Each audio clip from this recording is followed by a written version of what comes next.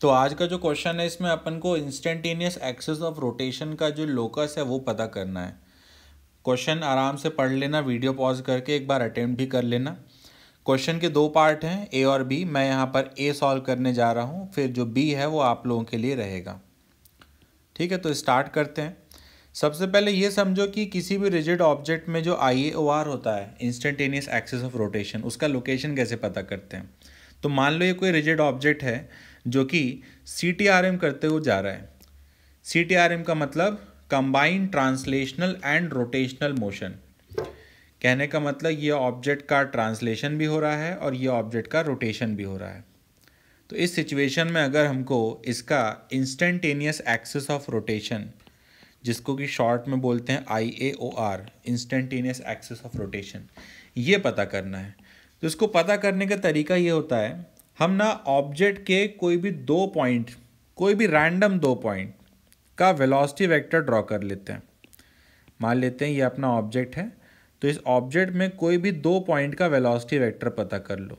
तो मान लो एक पॉइंट ये रहा और दूसरा पॉइंट जो है वो most of the time centre ही होता है, क्योंकि सेंटर का वेलोसिटी हमको पता रहता है। तो ऐसे हम अपनी मर्जी से कोई भी दो पॉइंट्स का वेलोसिटी वेक्टर ड्रॉ कर लेते हैं। ठीक है, देन क्या करते हैं अपन, इन दोनों वेलोसिटी वेक्टर्स पर परपेंडिकुलर ड्रॉ करते हैं और ये दोनों परपेंडिकुलर जहाँ कहीं पर भी इंटरसेक्ट करते हैं, देख सकते हो कहाँ इंटरसेक्ट कर रहे हैं, यहाँ पे। तो दोनों परपेंडिकुलर जहाँ कहीं पर भी इंटरसेक्ट करते हैं वहीं से IAOR पास करता है, उसी पॉइंट से। The point of intersection of these perpendiculars will represent the location of IAOR, instantaneous axis of rotation. तो ये फंडा होता है कि किसी भी ऑब्जेक्ट का अगर आपको IAOR पता करना है तो उस पर कोई भी दो पॉइंट्स का वेलोसिटी वेक्टर ड्रॉ करो, उन पे परपेंडिकुलर ड्रॉ करो, देन परपेंडिकुलर का जो पॉइंट ऑफ इंटरसेक्शन होता है वहीं से IAOR पास करता है। तो यही फंडा इस क्वेश्चन में अपन को लगाना है। ठीक है, तो देखो क्या कहता है क्वेश्चन आपने पढ़ ही लिया होगा, है ना। एक डिस्क है जो कि CTRM करती है, इसका ऐसा ट्रांसलेशन मोशन है और ऐसा रोटेशन है। तो इसका अपन ए पार्ट सॉल्व कर रहे हैं।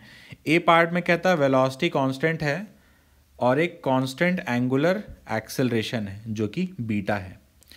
और एक और ज़रूरी बात लिखी हुई है कि at the initial moment the axis C of the disc was located at point O। ये जो डिस्क का सेंटर है t=0 पर कहाँ पर था, ये ओरिजिन पे था, ऐसा क्वेश्चन कहता है। ठीक है, तो ये देखो सॉल्यूशन पे आते हैं अपन। तो मैंने मान लिया कि किसी इंस्टेंट ऑफ टाइम पर ये डिस्क है, यहाँ 0,0 था। तो जो डिस्क का सेंटर होता होगा, ये जो डिस्क है इसका जो सेंटर होता होगा, ये t टाइम में कितना चला होगा, ये t टाइम में चला होगा स्पीड इनटू टाइम vt, है ना। सेंटर के पास जो वेलोसिटी होती होगी वो इस डायरेक्शन में होती होगी। तो एक पॉइंट का वेलोसिटी वेक्टर तो हमको पता चल गया, है ना। ये जो सेंटर है इसका वेलोसिटी इस डायरेक्शन में है, तो इसका वेलोसिटी तो पता चल गया। एक और पॉइंट का वेलोसिटी वेक्टर चाहिए, तो मैं ये वाला पॉइंट सिलेक्ट किया। तो इस पॉइंट का जो वेलोसिटी होगा वो दो कारणों की वजह से होगा, एक तो होगा रोटेशन और एक होगा ट्रांसलेशन। तो जो रोटेशन था वो कैसा था, एंटी क्लॉकवाइज। तो रोटेशन की वजह से इसके पास इधर एक वेलोसिटी होना चाहिए ω/r, एंड ओमेगा कैसे लिख सकता हूँ मैं, ω=u+at वाला वर्जन लगाऊंगा मैं रोटेशन में, तो यहाँ से मैं ओमेगा लिख सकता हूँ। तो रोटेशन वाली वेलोसिटी होती है इसके पास β/t/r, और चलने की वजह से, ट्रांसलेशन की वजह से जो वेलोसिटी होती है वो इस डायरेक्शन में होती है। तो इस पॉइंट की जो रिजल्टेंट वेलोसिटी होती वो कहीं यहाँ आती। तो ये अपन ने रैंडम दो पॉइंट्स का, एक तो सेंटर है और एक ये सरकमफेरेंस पे है, इनका वेलोसिटी वेक्टर ड्रॉ कर लिया। अब क्या करेंगे, इनके वेलोसिटी वेक्टर्स पे परपेंडिकुलर ड्रॉ करेंगे। तो सेंटर वाला जो वेलोसिटी वेक्टर है उस पर ये रहा परपेंडिकुलर, और जो सरकमफेरेंस पे पॉइंट लिया था उसके वेलोसिटी वेक्टर पे परपेंडिकुलर कुछ ऐसा आता होगा, कहीं ना कहीं इंटरसेक्ट करेगा। ये दोनों येलो लाइंस कहीं ना कहीं तो इंटरसेक्ट करेंगी, तो मैंने मान लिया कि यहाँ कहीं पर इनका इंटरसेक्शन होता है। कहाँ पर? ये इस लोकेशन पे। अब क्योंकि ये जो एंगल है 90 डिग्री है,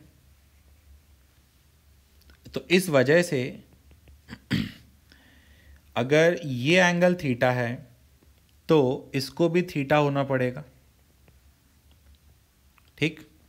और ये जो पॉइंट होता होगा ये हमको IAOR का लोकेशन देता होगा। तो इसी का जो x, y होता होगा उसका इक्वेशन हमसे पूछा जा रहा है ना। लोकस का क्या मतलब होता है? लोकस मतलब होता है I equation connecting x and y। तो इसका जो x, y है वो एक दूसरे में कैसे रिलेटेड है वो हमसे पूछा गया है। तो देखो x तो हमको ऐसे ही पता चल गया, ये जो vt होता होगा यही तो x होता होगा। अब हमको सिर्फ y निकालना है ना। तो देखो ध्यान से देखना, थोड़ा सा ज्योमेट्री है बस और कुछ नहीं है। ये जो ट्राइंगल आपको दिख रहा है ग्रीन कलर का, तो इस ट्राइंगल में मैं लगाऊंगा tan थीटा। तो जब इस ट्राइंगल में लगाऊंगा tan थीटा तो मैं लिख सकता हूँ tan theta is equal to y upon r, है ना। tan थीटा क्या होगा? tan थीटा होगा ये वाला डिस्टेंस जो कि y है, डिवाइडेड बाय ये वाला डिस्टेंस जो कि क्या है? r। तो ये मैंने लिखा tan थीटा। अब मैं फिर से tan थीटा लिख सकता हूँ ये वाले डायग्राम से, ये जो वेलोसिटी वेक्टर वाला डायग्राम है। तो यहाँ से मैं tan थीटा क्या लिख सकता हूँ? यहाँ से मैं tan थीटा लिख सकता हूँ v by beta t r, ऐसा हुआ। तो यहाँ से मुझे मिला y is equal to v by beta T.